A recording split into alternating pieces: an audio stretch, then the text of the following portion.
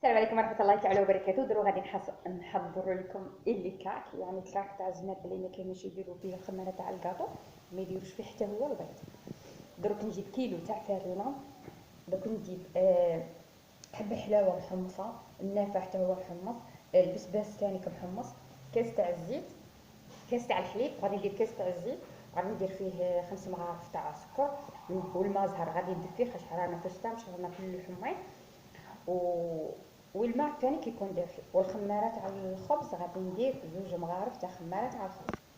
غادي ندير الكاس تاع الزيت هو اللي نبسس به هذا الكعك باش نزيد هذوك السكر ونزيد هذيك دوك نبدا بالكاس تاع الزيت هو اللي غادي نبسس به دروك درت 6 مغارف تاع سكر، درت معاهم 2 مغارف تاع خماره تاع الخبز. دوك نزيد كاس تاع الماء الزهر، نزيد الكاس تاع الحليب، ونزيد هادو اللي محمصين، ودوك نلمهم بالماء دافي.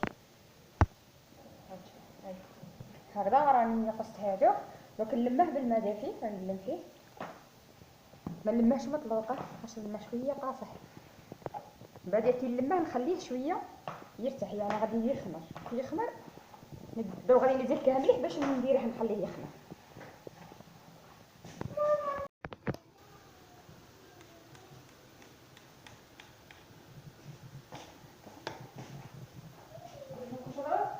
حاجه وبعدها نحكمو هكذا ونسيبوه،